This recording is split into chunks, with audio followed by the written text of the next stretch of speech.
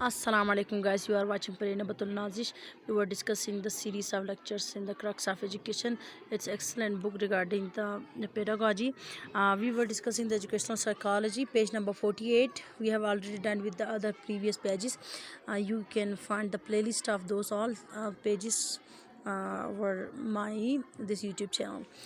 Let's discuss question number 67. Question number 67 कहता है actions that show respect and caring for others is pro-social behavior. ठीक है, वो behavior जिसमें हम दूसरों के लिए रिस्पेक्ट दिखाते हैं, केयर दिखाते हैं, वो जो behavior होता है वो हमारा pro-social behavior कहलाता है.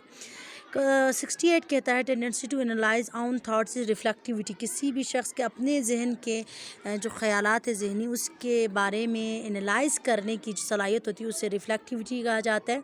69 says person become capable for reproduction at the age of puberty. इंसान बालिग होने के बाद जो है ना प्यूबर्टी जो है ना कहा जाता है उस एज को जिसमें वो जो है ना रिप्रोड्यूस कर सकता है. क्वेश्चन नंबर 70 देखें. Unconditional love fosters congruent self concept said Carl Rogers. Carl Rogers क्या कहता है, जो अनकंडीशनल लव है वो जो है ना हमारे अंदर सेल्फ कंसेप्ट को क्रिएट करता है, या वो कार्ल रोजर्स का कहना है. अच्छा जी, next that is question number 71. Founder of client centre therapy Carl Rogers. ठीक है, क्लाइंट सेंटर जो थेरेपी है वो भी कार्ल रोजर्स ने दी है. 72 says attention on measurable and observable aspect is behaviourism. ठीक है, कोई भी ऐसी चीज़ जो मेयरेबल भी है और जो नज़र भी आती है तो वो बिहेवियरिज्म की डिफिनेशन है ये. 73 says founder of behaviourism is JB Watson. ठीक है ना, जो बिहेवियरिज्म के बानी है वो जेबी वाटसन है. 74 says behaviourist say that behaviour is controlled by environment. Behaviourist का ये मानना है कि जो लोग बिहेवियर की स्टडी करते हैं वो ये कहते हैं कि इन्वायरमेंट से जो है ना हम किसी भी इंसान के बिहेवियर को कंट्रोल कर सकते हैं.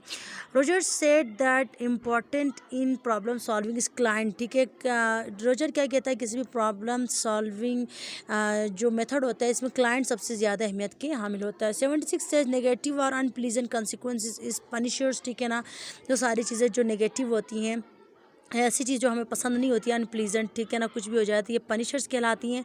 77 सेज पॉजिटिव और प्लीजेंट कंसिक्वेंसेस री इन्फोर्सर्स. ठीक है ना, अक्सर बच्चे कंफ्यूज हो जाते हैं पनिशर्स और री इन्फोर्सर्स में पॉजिटिव और प्लीजेंट कंसिक्वेंसेस होते हैं, और जो पनिशर्स होते हैं उसमें अनप्लीजेंट और नेगेटिव कंसिक्वेंसेस होते हैं. 78 सेज दैट री enforcer that can be touched इस कंक्रीट री इन्फोर्सर. ठीक, कोई भी ऐसी चीज़ जो हम टच कर सकते हैं तो कंक्रीट री इन्फोर्सर कहलाएगी. फॉर एग्जांपल आपने बच्चे को चॉकलेट दे दी, उसने अगर अच्छा काम किया, अच्छा होमवर्क किया, तो ये क्या है जी, कंक्रीट री इन्फोर्सर है. जेस्चर और sign to communicate positive regard social री इन्फोर्सर. ठीक है ना, कोई भी आप जो है थम्स अप फॉर एग्जांपल करते हैं किसी को तो आप बेस्ट ऑफ लक के लिए, बेस्ट विशेज़ के लिए करते हैं. तो इस तरह के कोई भी जो जेस्चर होता है या साइन होता है जिससे आप कोई पॉजिटिव मैसेज देना चाहें किसी को, तो ये सोशल री इन्फोर्सर कहलाएगा. 80 देखें. Opportunity to engage in a favourite activities activity reinforcer. ठीक है ना, फॉर एग्जाम्पल बच्चे को आपने कोई होमवर्क दे दिया, कोई काम दे दिया, ये करने के बाद जो है ना आपका मैं क्रिकेट खिलाने लेके जाऊँ या मैं आपके लिए कुछ गेम प्ले कराएंगे, हम ये करेंगे, तो ये एक्टिविटी री इन्फोर्सर है. ठीक है, next this is process of self press और मोटिवेशन इज कॉल्ड सेल्फ री इन्फोर्समेंट. फॉर एग्जांपल कोई शख्स अपने आप को मोटिवेट करने के लिए जो है ना बहुत सारे सेल्फ प्रेस वगैरह इस्तेमाल करता है, अपनी तारीफ़ करता है या अपने आप को जो है ना खुश रखता है, एक्सलेंट कहता है ख़ुद को, या ख़ुद को जो है ना कोई इनाम देता है. फॉर एग्जांपल ये मैं काम करूँगा तो मैं चॉकलेट खाऊँगा या खाऊँगी या खाऊँगा. इस तरह के कंसेप्ट जो तमाम आते हैं वो जो है ना सेल्फ री इन्फोर्सर्स में आते हैं. Voluntary goal directed behaviour of a person is operant behaviour. ठीक है ना, जो वॉलंट्री गोल डायरेक्टेड होता है कि मैं अपनी मर्ज़ी के साथ इंसान करे. मैं फॉर एग्जांपल सिकनर बॉक्स की मैं एग्जांपल, तो ये लीवर दबाऊँ तो मुझे खुराक मिलेगी, तो ये ऑपरेंट कंडीशनिंग या ऑपरेंट बिहेवियर कहलाएगा. 83 says punishing rewarding whole class for performance group consequences. ठीक है ना, पूरी क्लास को सज़ा दे देना. फॉर एग्जांपल अक्सर ये पाकिस्तान में, इंडिया में बड़ा मशहूर है कि क्लास में कुछ बच्चों ने शोर किया, सारे बच्चों को एक साथ आपने सज़ा दे दी. ठीक है, तो ये जो है ना इस तरह की चीज़ें जो आती हैं जो ग्रुप में आप दे देते हैं, तो ये जो है ना ग्रुप परफॉर्मेंस के लिए दी जाती है और ये ग्रुप कंसिक्वेंसेस कहलाते हैं. 84 says that type of reinforcing whole class for 84 says that type of reinforcing properties of primary reinforcers biological. ठीक है, जो प्राइमरी reinforcers है वो ज़्यादातर बायोलॉजिकल होते हैं, जिस्मानी तौर पर इंसान के फ़वाद के लिए ये वगैरह. 85 says the type of reinforcing properties of secondary reinforcers acquired. ठीक है, कुछ ऐसी चीज़ें जो हमारी ज़रूरत की तो नहीं होती हैं लेकिन ऐसे ही हम दे देते हैं किसी को, तो ये एक्वायर्ड कहलाती हैं. ठीक है, जैसे किसी को बुक इनाम में दे देना, किसी को जो है ना फेवरेट जो है ना कलर पेंसिल्स दे देना बच्चों को, तो इस तरह की चीज़ें. 86 rate of response in positive reinforcement increases. ठीक है, अगर हम पॉजिटिव रीइंफोर्सर्स यूज़ करते हैं तो बच्चों का जो रिस्पॉन्स है वो इंक्रीज़ हो जाता है. फॉर एग्जाम्पल उसने अच्छा काम किया था, होमवर्क अच्छा किया, आपने एक चॉकलेट दे दिया, नेक्स्ट टाइम उसमें जो अच्छा काम करने की जो सलाहियत है वो मोटिवेट हो जाएगा, तो ये जो है ना ये इंक्रीज़ हो जाएगी जो पॉजिटिव रीइंफोर्समेंट से.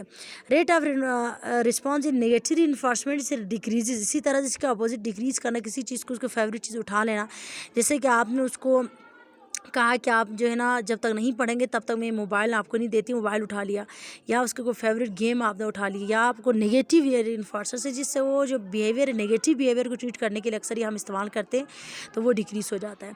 88 says that reinforcement determines response acquisition. ठीक है, ये स्किनर कहता है कि जो रीइंफोर्समेंट है वो रिस्पॉन्स एक्विजिशन को डिटरमिन करता है. आप जिस तरह का रीइंफोर्सर यूज़ करते हैं, पॉजिटिव यूज़ करेंगे तो पॉजिटिव तब्दीली आएगी, आप नेगेटिव यूज़ करते हैं तो वो जो गलत काम बच्चा कर रहा था वो ख़त्म कर देगा. तो यानी कि ये कहता है रीइंफोर्समेंट ही है जो है ना किसी भी बच्चे के रिस्पॉन्स को डिक्रीज़ या इंक्रीज़ करता है, ये इस पर डिपेंडेंट है, मतलब वही कहना चाह रहा है. Next to that is question number 89. Reinforcement determines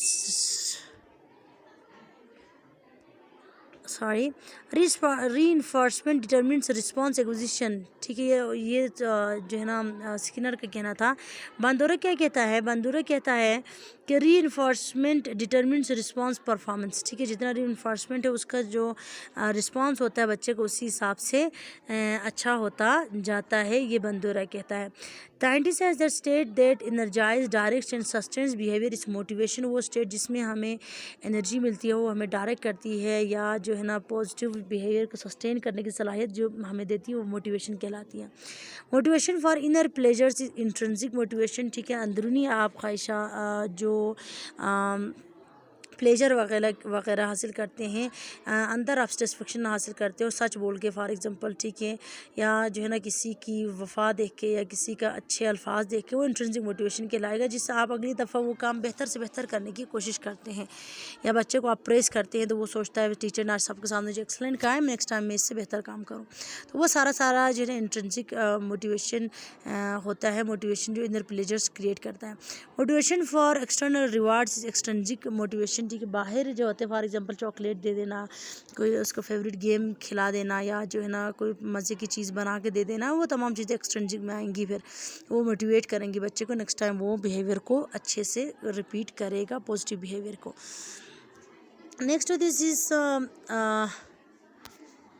94 motivation related to activities that are there own reward is intrinsic motivation. ठीक, अपने ही जो है ना मोटिवेशन जो रिलेट करते हैं एक्टिविटीज़ से, बंदे के खुद जो है ना रिवार्ड से हासिल होता है अंदर ही अंदर, तो वो इंट्रिंसिक में आएंगी. 95 say that stimulus is necessary for response in classical conditioning. ठीक है, क्लासिकल कंडीशनिंग में जो स्टिमुलस होता है वो ज़रूरी होता है, स्टिमुलस को देखते हुए जो है ना रिस्पॉन्स आता है, तो वो क्लासिकल कंडीशनिंग है. Change in behaviour due to reinforcement is operant conditioning. किसी भी रीइंफोर्समेंट की वजह से जो चेंज आती है वो ऑपरेंट कंडीशनिंग कहलाती है. ठीक है, next this is 97 stimulus plays dominant role in classical conditioning. Classical conditioning में जो है ना स्टिमुलस बहुत अहम रोल अदा करता है, और response plays dominant role in operant conditioning. Operant conditioning में रिस्पांस बहुत ज़रूरी है, क्लासिकल कंडीशनिंग में स्टिमुलस बहुत ज़रूरी है. ठीक है, और 99 से थॉर्नडाइक कंट्रीब्यूटेड इन कंडीशनिंग प्रोसेस ऑपरेंट कंडीशनिंग. जो थॉर्नडाइक है उसने किस कंडीशनिंग को काम किया था, उन्होंने भी ऑपरेंट कंडीशनिंग पे काम किया था. Behaviour related to particular stimulus is respondent behaviour, ठीक है, वो बिहेवियर जो किसी ख़ास स्टिमुलस की वजह से किसी भी बंदे के या बच्चे के अंदर आता है तो वो रिस्पोंडेंट बिहेवियर कहलाता है। Thanks for watching guys, like channel subscribe for more videos. इसी तरह के मैं सीरीज़ ऑफ लेक्चर्स देती रहती हूँ। क्रक्स ऑफ एजुकेशन की इंशाल्लाह पूरी बुक हम डिस्कस करने जा रहे हैं। आप जो है ना प्लेलिस्ट देख लीजिएगा। इसके अलावा भी बहुत सारे जो है ना एजुकेशनल लेक्चर्स अपलोड हो चुके हैं। So stay connected.